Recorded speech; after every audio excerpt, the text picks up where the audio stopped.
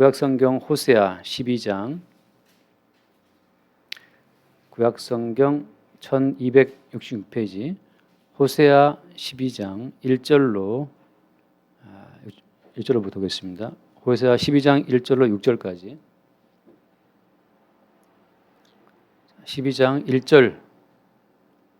에브라임은 바람을 먹으며 동풍을 따라가서 종일토록 거짓과 포악을 더하여 아스로와 계약을 맺고 기름을 애굽에 보내도다. 여호와께서 유다와 논쟁하시고 야곱을 그 행실대로 벌하시며 그의 행위대로 그에게 보응하시리라.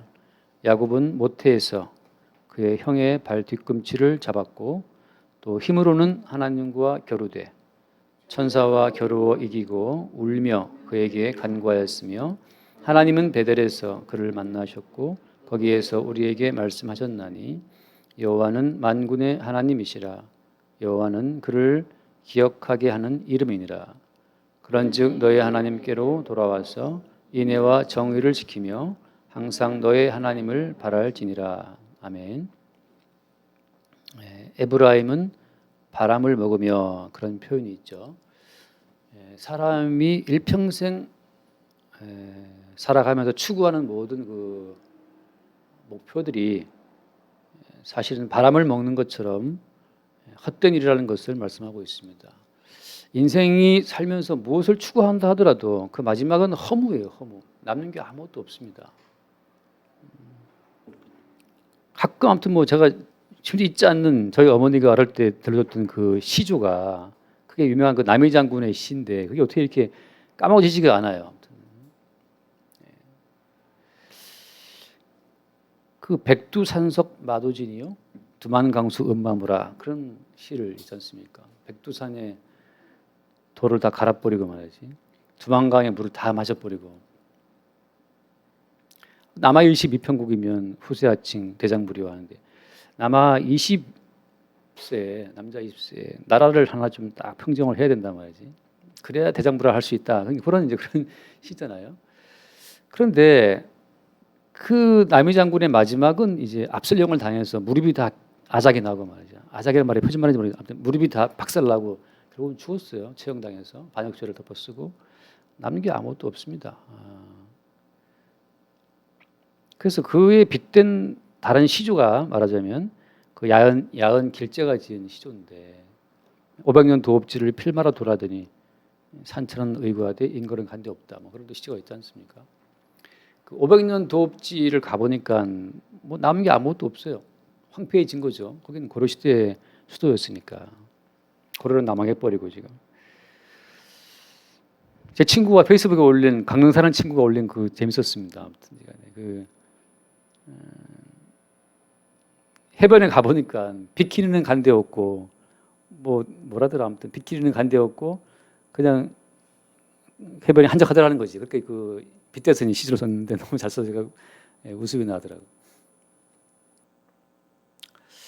에브라임은 바람을 먹으며, 그 말처럼 에브라임은 뭔가 강대해진 것 같고 뭔가 위대해진 것 같고 뭔가 유명해진 것 같고 상당히 높아진 것 같지만 사실은 허무함밖에 없다는 사실을 말하고 있습니다. 바람을 먹으며 동풍을 따라가서, 동풍을 따라가면 뭐가 있어요? 동풍 따라가면 그냥 바다로 다 흘러가 버리죠. 그러니까 바람처럼 왔다가 바람처럼 가버리는 인생. 그게 이제 이토록 높음과 어떤 번성을 추구했던 에브라임의 결론이라고 하는 겁니다. 그러니까 성경을 보면 상당히 성경 자체가 어떤 큰 흐름 자체가 이제 허무함인데, 그런 허무함, 그 언젠가 사라질 허무함이지만 중요한 건 뭡니까? 어떤 사람도 허무한 줄을 알지만 그 허무한 노력을 멈출 수가 없다라고 하는 것. 마지막은 죽음이잖아요. 마지막은 죽음이지만 그 죽음인 것을 알면서도 어때요? 살아남아야겠다고 하는 것, 생존의 의지와 생존의 욕구를 포기할 수 없다고 하는 것이, 그게 인간의 본질입니다. 망할 걸 알면서도 그걸 추구할 수밖에 없고, 이러면 안 되는 줄 알면서도 이러고 있는 게 그게 인생이죠. 내가 왜 이러는지 몰라. 왜 이러는지 그러니까 나도 나를 모르는 거죠. 그게 인생이라고 하는 거예요. 범죄하면 안 된다? 글쎄요. 알지만 그걸 멈출 수 있습니까? 안 되는 거예요. 이미자 씨가 부른 우수라는 노래처럼 말이죠. 마음의 다짐을 받고 또 받아. 몇백 번 다짐을 했지만 어쩔 수 없는 거지. 그게 인간의 본성이잖아요. 하지 말아야지. 하지만 벌써 하고 있는 걸. 그게 이제 인간이에요. 그래서 성경은 명확한 인간의 마지막에 심판임을 허무한 그 심판임을 말씀함과 동시에 그러한 심판으로 향하는 허무한 너희들의 행렬을 너희 스스로는 멈출 수가 없다. 그게 이제 성경이에요. 다시 말해서 어때요? 너희들에게는 스스로 구원에 이를 수 있는 길이 없다. 그걸 말씀하고 있는 겁니다. 그리고 인간의 노력과 힘으로 도저히 구원에 이를 수 없는 그 인간 실상의 어떤 모범, 어떤 그 모델로, 그 표본으로 등장하는 인물이 그게 야곱이고, 그 등장한 민족이 이스라엘 민족이에요. 자, 다시 말합니다. 이스라엘 민족이 약속의 민족이라고 하는 그 이유는 뭐 때문이냐 하면, 말씀을 잘 듣고 순종하고 착한 민족이 되어서 약속의 민족이 아니라 도저히 인간의 힘으로는 하나님께서 원하시는 목표에 이룰 수 없다고 하는 인간의 실상을 먼저 앞장서서 보여준다는 점에서 약속의 민족인 거예요. 그래서 하나님의 일방적인 은총이 없이는 도저히 구원 불가라고 하는 그 실상을 이스라엘이 미리 앞서서 온 인류를 대표해서 보였다고 하는 거죠. 마찬가지입니다.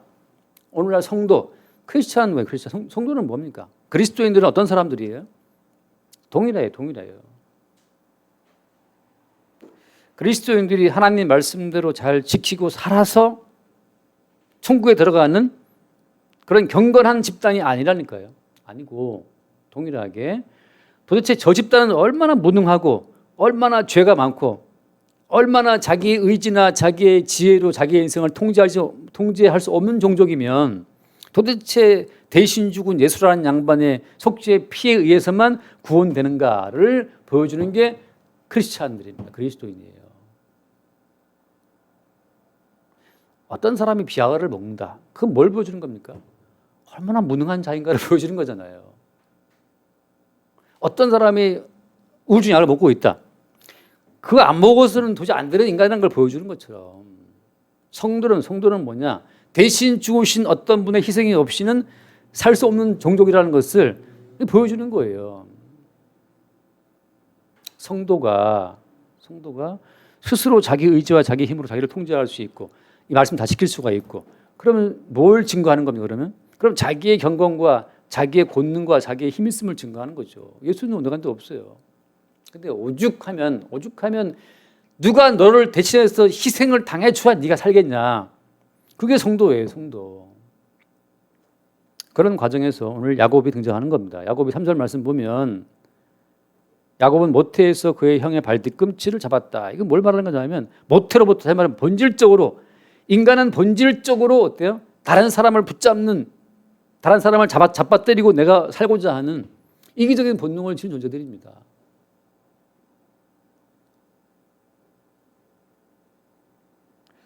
본질적으로 존재론적으로 인간은 죄인인 거예요. 이기적인 존재예요. 자기밖에 몰라요. 그래서 얼마 전에 아이들 영화를 봤는데 집에서 새 얼간이라는 영화가 있어요. 인도 영화인데 3 이디어츠인가 뭐 그런 제목으로 아무튼 그 새 얼간이 다 공부를 못하는 얼간이거든요. 그래서 난 시험 봤는데 두 얼간이를 이제 시험 봤으니까 딱 결과를 보니까 한 얼간이가 맨 꼴찌에 있어. 또 한 얼간이가 그 꼴찌 바르고 위에 있어요. 근데 또 한 얼간이 이름이 안 보이는 거지. 그래서 이 두 얼간이가 다 낙심했어요. 그 친한 친구 얼간이었으니까 걔가 이제 낙제했구나. 아이 성적이 없으니까 얘는 퇴학이다 하고 이제 낙심하고 있었는데 잠시 후에 아이들이 막 오면서 걔가 1등의 이름이 있다는 거죠. 가보니까 그 얼간 중에 한 얼간이가 1등이 된 거예요. 1등에 올라가 있어요. 사실 그 얼간이는 얼간이 척한 자였는데 1등이었어요. 그 두 얼간이의 고백이 뭐냐 하면 내 친한 친구 걔가 낙제했을까 싶어서 막 슬퍼했었던 그 슬픔보다도 그 얼간이가 1등한 것 때문에 너무 배가 아프고 너무 화가 나는 거죠. 그게 인간이다. 그런 짤막한 이야기가 재밌었어요. 인간은 모태에서부터 날 때부터 형의 발뒤꿈치를 붙잡았다라고 하는 그 자체가 인간이 철저히 모태에서부터 본질적으로 인간은 이기주의자라는 사실을 보여주는 겁니다. 이기주의자. 나밖에 몰라요. 모든 세상이 나 중심으로 움직여야 된다는 것을 말해주고 있는 거죠. 이게 모태에서부터 그렇게 태어났기 때문에 우리가 나중에 그 무엇으로 바깥에 이걸 치장하고 단장을 하고 뭐 수련을 해도 안 바뀌는 거예요. 안 바뀌는 거예요. 어떤 사람이 평생 수련을 하면 물 위를 걸어갈 수 있습니까? 평생 수련을 하면 이 팔을 꺾을 수 있어요? 없죠. 평생 수련을 하면 사람이 밥 안 먹고 살 수 있습니까? 아니잖아요. 인간은 본질적으로 중력의 법칙을 따라서 물 위를 걸을 수가 없고 물에 들어가면 불에도 없고 아감이 없었고 물 빠지면 죽는 것이고 그렇게 운명 지어져 태어난 것처럼 모든 인간은 자기중심적인 그 죄악성을 포기할 수 없도록 버릴 수 없도록 그렇게 태어나 있다는 사실을 말씀해 주고 있는 겁니다. 그것을 뭐라고 말씀하셨어요? 오늘 3절 끝에 보면 또 힘으로는 하나님과 겨루되라고 했잖아요. 이게 뭘 말해주는 겁니까? 3살 버릇 8가지가 아니에요. 3살 버릇 8가지가 아니고 모태로부터 버릇이에요. 모태로부터 버릇이 나는 발꿈치 잡아뜨리는 거고 내 이익 챙기는 거라 말이죠. 모태로부터 죄인으로 태어난 자들은 80가지가 아니고 80, 90 죽을 때까지 인간은 자기중심적이라고 하는 거예요. 그 사실을 말씀해 주고 있어요. 인간에 대한 환상을 우리가 가질 필요가 없죠. 그러니까 그냥 말하면 그래 알았어. 네가 지금 너의 이기적인 그 본능을 숨기고 지금 이렇게 잘 포장해 말아가고 있구나. 알아들으면 됩니다. 이 사람은 정말 나를 위해 주고 있구나. 정말 나를 위해 주고 있는 부분이 있죠. 있는데 한계치를 넘어가는 순간 돌변해요. 내 걸 챙기게 돼 있어요. 아는 목사님 사모님 다단계 건강식품을 판매하시는 분이 있는데 물론 이제 그분은 저를 위해서 진짜 저를 위해서 좋은 거라고 이제 막 소개해 주셔서 그래서 한번 오겠다고 여기 해화동에 됐는데 그래서 오셨는데 그분이 혼자 온 게 아니라 그 같은 업에 계신 사모님도 모시고 오고 그다음에 같은 그 업종에 있는 높은 중간 단계 한 분을 또 모시고 새 여자분이 새 얼간이가 아니에요. 새 여자분이 앉았고 저는 홀로 앉아 들었는데 막 설명을 간증을 하시더라고요. 그걸 먹어서 뭐 좋아진 거 이제 진짜 뭐 효과가 있나 보더라고요. 드신 분은 그 고지혈증 다 없어지고 뭐 싹 그냥 당뇨 다 좋아지고 싹 정상화되고 되고 살 빠지고 뭐 그렇게 말씀하시더라고요. 제가 계속 웃으면서 들었는데 그 이제 중간 관리자가 따라오신 분이 저한테 목사님 너무 열심히 들으시네요. 제가 정말 열심히 들었거든요. 왜냐면 저는 그거 말하면 열심히 들으니까 열심히 막 신중하게 듣고 막 끄덕거리고 공감 표시하면서 이게 약간 버릇처럼 됐기 때문에 열심히 이제 들었어요. 그냥 마음에서는 지금 아직은 내가 이걸 먹을 때는 안 됐는데 지금 내가 그렇게 뭐 갑자기 어디 아프다든지 그건 아닌데 이걸 내가 지금 먹어야 되나 좀 약간 비싸더라고. 근데 이걸 먹으면 좋겠지만 아직은 이걸 먹을 때가 안 됐는데 근데 소개하신 사모님은 어떻게 하나 아까 이제 고민이 많았어요. 자, 제가 무슨 말씀 드리고 싶은 거냐면 소개해 주신 그 사모님은 진정 저를 위해서 소개했을 거예요. 제가 그때 무릎이 아파갖고 아프다는 말을 듣고 보면 즉각적으로 이제 전화한 거거든요. 사실 목사님께 말했어요. 목사님은 통화하면서 목사님 제가 요즘 무릎이 아파했더니 그 목사님이 사모님께 이야기를 해서 사모님이 전화를 한 거예요. 목사님 무릎 아플 때는 이겁니다 하고 소개했어요. 그거 드시면 깔끔하게 딱 한 방에 해결이라는 거지. 솔루션. 진심으로 저의 무릎을 염려해서 건강을 염려해서 소개했다는 걸 제가 인정하고 믿습니다. 근데 거기까지죠. 거기까지. 그렇다고 그분이 그 비싼 약을 제 건강을 위해서 무료로 사서 저한테 주실 리는 없잖아요. 그걸 바라면 제가 이제 도둑놈이죠. 네 번씩 얼간이 되는 거죠, 얼간이. 그런 환상을 기대하진 않았는데 그분들이 표시하는 이타적인 호의까지 받으면 되는 겁니다. 그 이상을 그래 그러면 속옷 달라면 그거 주라 했으니까 마태복음 말씀 보니까 그럼 속옷 주시고 겉옷 주세요. 이렇게 말하면 또 다른 이기적인 본능을 표출하는 거잖아요. 서로가 표시하는 차 한 잔의 호의, 커피 한 잔의 호의 정도는 서로 받고 누리고 인생 살아가는 거지만 그 이상을 기대해서 커피 한 잔 사줬으니까 다음에 이제 뭐 10만 원짜리 하나 사달라고 그건 도둑놈이잖아요. 그 이상을 기대할 필요는 없다는 거예요.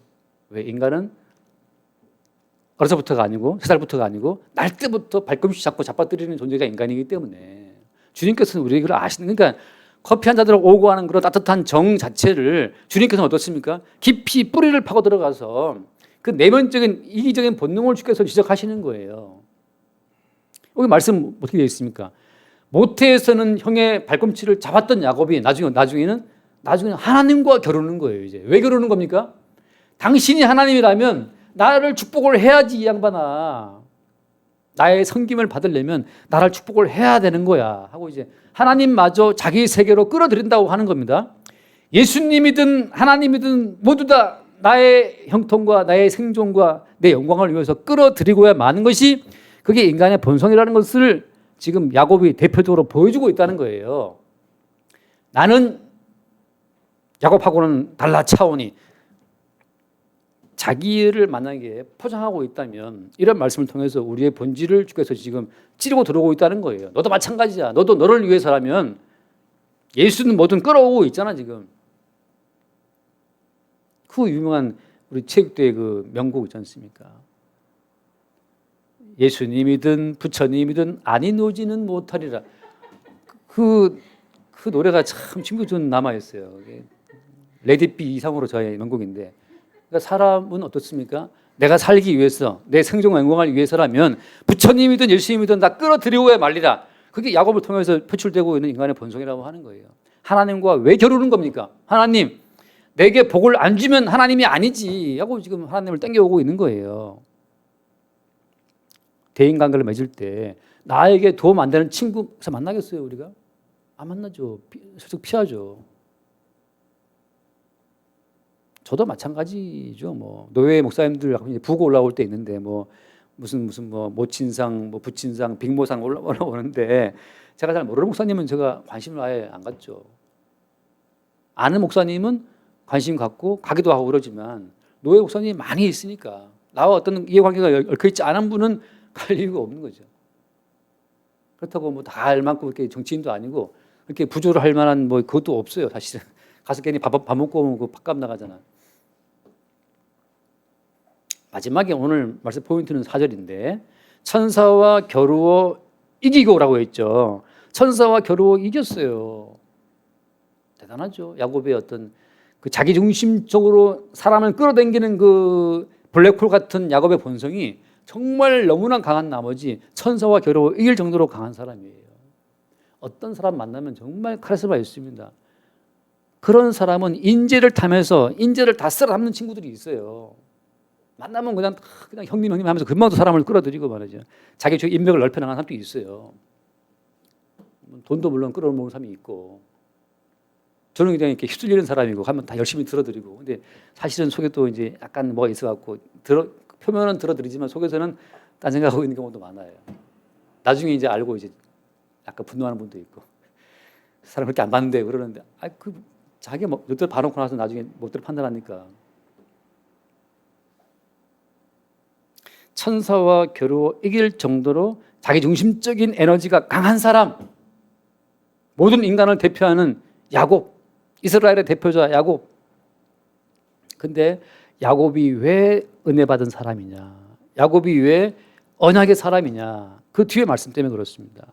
천사와 겨루어 이기는데 울며 그에게 간구하였으며, 하나님은 베델에서 그를 만나셨고, 천사와 겨루어 이겼는데 왜 우는 겁니까? 왜 우는 거예요? 이긴 자는 웃어야죠. 어제 제가 방에서 이렇게 주보 하고 이제 준비하고 있는데 바깥에서 은서가 무슨 이렇게 신문을 보다 이런 말을 던졌어요. 근데 내 귀에 들어왔어요. 승자의 웃음은 패자의 울음이다. 그런 식의 말을 딱 들었는데, 와, 명언인데? 그래, 승자가 웃으면 패자는 울겠지. 승자의 웃음은 패자나 빈자의 울음이다. 그런 말을 이제 은서랑 세연이랑 같이 막 대화하다가 들려온 이야기예요. 나중에 이제 나가서 이렇게 어딜 보고 있을까 찾다 보니까 그 오늘의 운세 67년 양띠 거기에 보니까 거기에 딱 들어있는 거예요. 승자의 웃음은 패자의 울음이라고. 오늘의 운세를 본 거예요. 어때요? 오늘의 운세 굉장히 명언 들어있지 않습니까? 오늘의 운세. 그래서 당연한 말이지. 승자의 웃음은 패자의 울음이지. 그게 오늘 운세인데, 그래서 오늘 제가 승자인가요 패자인가 모르겠어요. 제가 운다고 누가 울까? 세상은 상관없겠죠. 자, 야곱은 천사와 겨루 이겼는데 왜 우는 겁니까? 이긴다고 한 것은 뭘 말해요? 이긴다라고 하는 것은 나를 보존했다. 내 자아를 지켰다. 생존을 지켰다. 내가 추구하는 목표를 이루었다. 이게 이긴 거잖아요. 인간 최대의 목적은 뭡니까? 그건 생존이에요. 생존. 살아남는 것이 이기는 거거든요. 이 말씀 묵상하면서 그 생각이 떠올랐어요. 예를 들어서 성경에 이제 울었단 말이 많이 나오는데 그중에 제가 가장 인상 깊게 울었다고 하는 고백은 그건 베드로가 예수를 3번 부인하고 나와서 다굴기 전에 내가 3번 나를 부인하라고 하는 그 말씀을 떠올라서 베드로가 심히 통곡했다고 하는 그 베드로의 통곡이 제가 볼 때는 가장 제 마음에 남아있는 통곡입니다. 예수님을 3번 부인하고 닭 울음소리를 듣고 말씀이 떠올라서 통곡했었던 그 베드로의 통곡. 내 생존을 지키기 위해서 내 생존을 위해서 예수를 버려야 했었던 그 베드로의 생존 본능. 모태에서부터 다른 사람 발꿈치를 잡고라도 내가 살아야 됐다고 하는 자기 이기적인 생존 본능이 완전히 그냥 만개, 생존 본능의 그냥 발흥이죠. 내가 살기 위해서 당신을 버려야 된다. 당신을 안다고 얽히면 나도 죽게 생겼으니까 지금 예수님을 빠르게 손절이라는 말 쓰죠. 빠르게 예수님을 잘라버리는, 끊어버리는 내 생존을 위해서 그토록 내가 뭐 사랑하네, 믿었네, 뭐 하나님의 아들이냐 떠들었던 그 모든 예수를 기꺼이 던져버리는, 잘라버리는 자기의 본능을 발견하고 베드로가 통곡하죠. 통곡. 바로 그것이 언약의 사람이라고 하는 언약의 효력은 바로 그겁니다. 은혜라는 것은 무엇이냐? 복이라고 하는 것은 무엇이냐? 우리의 실상을 완전히 철저하게 까발려 주시는 것. 그것이 축복이에요. 하나님 앞에 우리라고 하는 존재가 생존을 위해서라면 예수님을 십자가에 팽개쳐 버릴 수밖에 없는 우리의 본질을 알 때 그때 벌써 우리는 어때요? 그때 벌써 우리는 우리의 모든 가능성을 완전히 디나이얼, 그게 셀프 디나이얼, 그게 자기 부인이에요. 우리의 모든 가능성을 완전히 벗어버리는 거. 아, 내 속에 예수를 내가 따라간다. 내가 예수를 사랑한다. 내가 예수를 믿는다. 천만의 말씀. 그건 다 나를 위한 하나의 수단이었어요. 내 생존과 내 영광을 위한 수단으로서 예수를 믿는다. 예수님을 소망한다.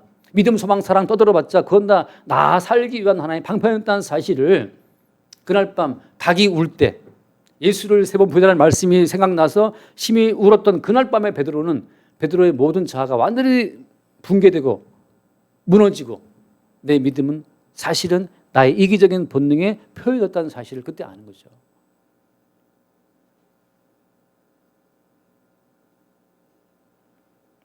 그래서 그다음 말씀 보면 울며 그에게 간구하였으며 비로소 자기의 본질을 알고 주님께 간구하는 겁니다. 나는 무엇을 해도 나밖에 모르는 이기적인 죄인이다라는 사실을 알고 고백하는 것. 그게 참된 기도예요. 무슨 주의 나라와 의를 구한다라고 할 때 나의 무너짐이 없이 하는 모든 기도는 사실은 이기적인 자기의 욕망을 합리화하고 갖다 붙인 그 위장술에 불과합니다. 내중심적인 믿음, 소망, 사랑 다 헛것이에요. 그게 무너져야 됩니다. 그게 무너져야 비로소 하나님의 긍휼만을 간절히 필요로 하는 참된 간구가 튀어나오는 거죠. 주의 은혜와 긍휼이 없이는 나는 이 순간 지옥에 들어가도 할 말 없는 주에 왜? 나밖에 모르고 살아왔으니까. 그 뒤에 말씀을 하나님은 베델에서 그를 만나셨고 라고 했습니다. 베델을 만나셨고. 베델, 하나님의 집이잖아요. 하나님을 만나는 자리 베델인데 마찬가지로 이 말씀을 제가 신학적으로 적용하자면 그렇습니다. 베드로가 예수를 3번 부인하고 심히 통곡하고 자기의 모든 신앙 세계가 완전히 붕괴되었을 때 더 이상 예수를 따른다 믿는다 그것이 아무 의미가 없잖아요. 다 가짜였는데 이기적인 욕망에 그냥 발로였는데 고향 돌아가서 고기잡고 있을 때 예수님께서 그날 아침 해변에 찾아오시죠. 찾아와서 초반 먹어라 하고 고기 굽고 해서 떡 구워서 같이 아침을 먹으면서 예수님 물어보시죠. 내가 나를 사랑하느냐라고 할 때. 지금 좀 춥나요 이제? 뒤엔 덥죠 아직. 더우시죠? 앞엔 춥고 뒤에 늦고. 예, 온도를 높여놓을게요.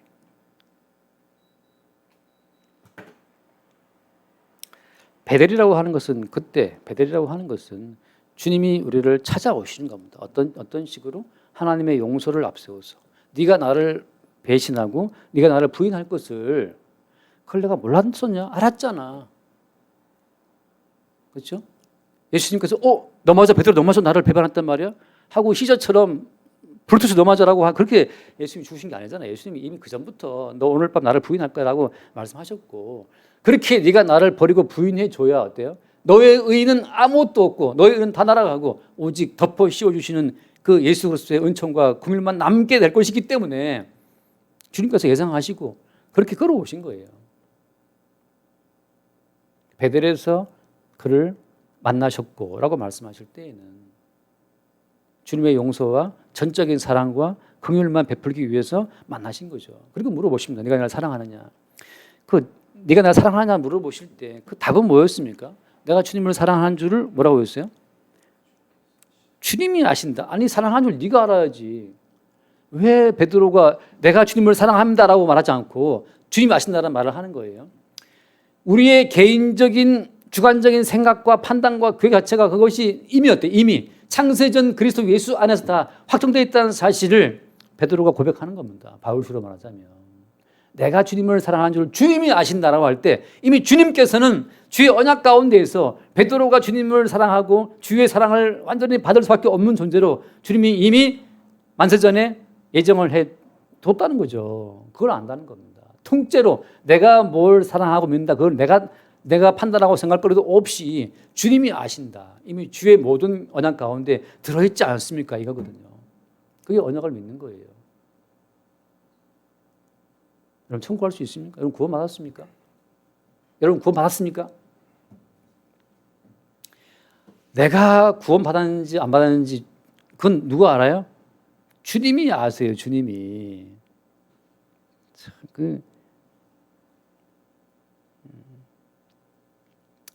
제 아는 목사님 중에 한 분이 막내 아들인데 목회를 했는데 그렇게 어머니를 많이 사랑했는데 어머니가 돌아가셨어요. 근데 이제 돌아가실 때 약간 치매 비슷하게 와서 이제 정신이 좀 이렇게 이상한 건 돌아가셔갖고 이 목사님 아들이 막내인데 그렇게 고민을 하시는 거예요. 어머니가 과연 천국에 잘 가셨을까, 구원됐을까 걱정이 되는 거죠 이제. 제가 그랬어요. 어머니의 신앙 고백 그건 안 중요합니다. 이제 우리가 비록 치매가 와서 정신이 날아간다 하더라도 주께서 그대로 우리를 구원하실 것을 믿는 그 믿음, 내 믿음을 믿는 게 아니에요. 내가 예수를 고백하고 내가 예수 이름을 부르고 내가 예수를 선택한 내 믿음을 믿는 것이 아니고 그건 내 믿음이고 내가 예수를 잊어먹든 분야든 까먹든 간에 그냥 그 자체로 나를 구원하실 그 주를 믿는 것이 믿음이라고. 제가 늘 들은 비유처럼 어릴 때 우리 한의선이 아이들 어디 여행 갔다 올 때 좀 차에 뒤에 다 잠들어서 다 그냥 정신 잃고 자고 있어요. 그럼 제가 다 안아서 올라와 집에 침대에 눕히죠. 아침에 깨면 침대인 거지. 아무 의식 없이 잠들라고. 성도는 인생을 살면서 내 의식으로 예수를 막 생생히 붙잡아서 성공하는 게 아닙니다. 내 믿음이 사라지고 내 의식이 사라지고 치매가 와서 성경 한 걸 다 까먹고 예수 이름 다 잊어버려도 마치 잠든 것처럼 주께서 우리를 안고 영세로 간다는 그 사실을 믿는 거예요. 내가 생생한 내 의식적 믿음을 믿는 것이 아니고 비록 내가 치매가 와서 기억이 다 날아간다 하더라도 나를 안고 천국으로 인도하실 그 주를 믿는 거죠. 그걸 믿고 편하게 치매 걸려라. 너를 안고 너를 천국에 인도하실 그 주를 믿고 편하게 정신 나가. 편하게 잠들어라 이 말이죠. 죽을 때까지 계속 중얼중얼 나 예수님을 내가 부인해 구원받으니까 난 예수 계속 예수 입으로 예수를 부른다고 그게 예수겠습니까? 그래서 그 대구에 유명한 목사님 이야기를 해줬어요. 저한테 얼마나 그분이 유명한 목사님인지 대구에서 큰 교회였는데 그분이 하는 금요 철학 기도가 너무 은혜스러워서 온 사방에서 다른 교회들도 그렇게 금요기도 왔대요. 병도 낫고 굉장했나 보죠. 대구에서 이름 까먹어서 들었는데. 그분이 은퇴하고 연세 말하는 원로 목사가 된 이후에 원로 목사 됐으니까 원로 목사 예우해 준다고 이제 어떤 큰 집회에서 이분한테 축도를 맡겼는데 그래서 이분이 나와서 축도를 다 하는 거죠 이제. 오동추야 다리 밝아 하고 축도하는 중에 가사 유행가를 노래를 부른 거예요. 다른 목사님들이 부작게 그냥 붙잡고 그냥 이렇게 들어갔어요. 나중에 완전 치매 와가지고서 어떻게 그냥 이름 없이 있다가 그냥 조용히 죽어버렸나 봐요. 제 말은 뭐냐 하면 그래 그분이 치매가 와서 마지막 축도할 때 예수님 다 까먹고 예수 이름 하나 다 까먹고 그냥 오동추 다리 밝아 그거밖에 안 하더라도 그 사람이 지옥 갔겠느냐? 그거를 누가 알아요? 그분이 어디로 가는지 누가 안다? 주께서 아시는 거죠. 주님이 아시는 거. 그게 베들이에요. 우리의 의식, 우리의 생각, 우리의 관념, 우리의 신앙, 우리의 소망, 사랑 다 떠나서 언약 가운데 모든 걸 확정해 놓으신 주의 뜻이 움푹 우리를 이렇게 떠서 그냥 옮겨가는 게 그게 구원이지. 내가 여기서 처음 부르면 구원 받습니까? 그게 아니라는 거죠. 그 베델이라는 것은 야곱의 인간적인 모든 것들이 다 이기적인 죄로 드러나고, 그래서 야곱은 통곡하고 울고, 그 이후에 벌써 주의 은총과 긍휼에 의해서만 존재해왔던 자기 인생의 의미를 알고 베델에서 주님을 만나고, 그 다음 말씀, 거기에서 우리에게 말씀하셨나니. 그래서 누구한테 말해? 갑자기 우리에게 말씀했다. 그 말은 무슨 말입니까? 야곱 개인적인 일이 아니라는 거예요. 이스라엘을 대표해서 야곱에게 벌어진 일이라고 하는 거죠. 다시 말하면 이스라엘 민족아, 너희들은 원체 너희들밖에 모르는 이기적인 존재들이고, 너희밖에 모르다가 너희들을 위해서만 예수 하나님 이름 부르다가 마지막에 하나님마저 끌어들여서 이겨 먹으려고 하는, 자기 복받기 위해서 하나님마저 끌어들이는 그런 자들이라는 사실. 그러나 언약의 힘이 너의 본질을 드러내고, 언약의 본질인 마침내 너희들을 베델에서 하나님 만나는 그 만남, 참된 만남의 자리. 어떤 만남입니까? 언약의 하나님의 언약 속에 존재하고 있는 그런 자들로서, 다만 언약의 주인공이신 예수 그리스도를 나타내고 증거할 용도로만 하나님이 택하고 부르신 민족이라는 사실을 어디에서? 베델에서 안다고 하는 거죠. 그게 베델이에요.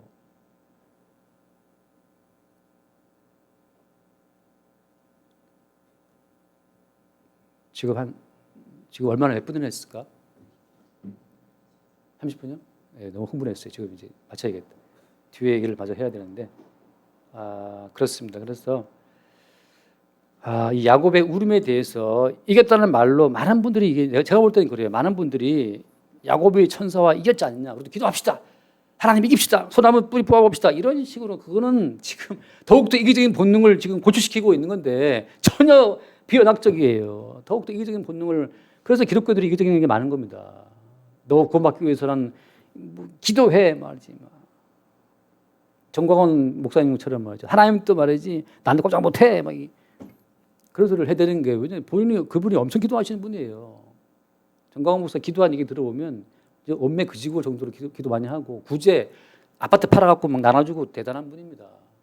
자기의 행위로, 자기의 열정으로, 자기의 헌신으로 하나님마저 어떻게 휘둘러 보려고 하는 이긴 자죠. 이긴 자예요. 근데 아직 우는 자는 아니야. 이기고 울어야 돼요. 울고 베델에서 만나야 돼요. 이게 그동안 내가 나의 이기적인 욕망을 위해서 내가 주님을 이겨먹을 했던 것이었구나. 베드로가 예수를 3번 부인하고 울었던 것처럼 자기 생존이 질렸다, 내 꿈이 질렸다, 그걸 알 때 비로소 어때요? 그냥 눈 내리면 눈 맞는 것처럼, 비 내리면 비 내리는 것처럼 주의 은혜와 긍휼을 더듬는 것 밖에는 소망이 없다는 사실을 알 때, 그때 우리는 울고 베델에서 주를 만나는 겁니다.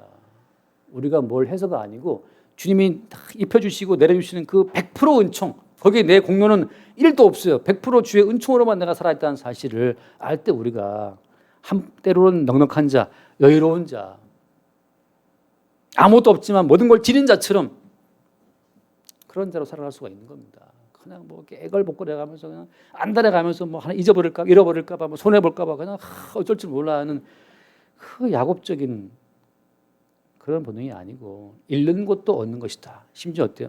죽는 것도 얻는 거다. 죽는 것도 어때? 편안하게 죽으면 좋잖아요. 주님 안에서. 뭐 얼마나 더 살아야 되는 겁니까? 날마다 우리가 천사와 겨루 이기려고 하는 우리의 본능을 발견할 때마다 이것이 야곱적 속성이구나. 그러나 우리가 사는 것은 우리의 애씀과 노력이 아니라 주의 은총 때문이라는 사실을 새롭게 볼 수 있는 은혜가 있기를 바랍니다. 기도하겠습니다. 주님 감사합니다. 야곱은 이기고 우는 자가 되었습니다. 그 울음에 들어있는 참된 뜻을 날마다 우리가 깨달아 알 수 있도록 인도하여 주옵소서. 우리 주 예수 이름으로 기도드립니다. 아멘.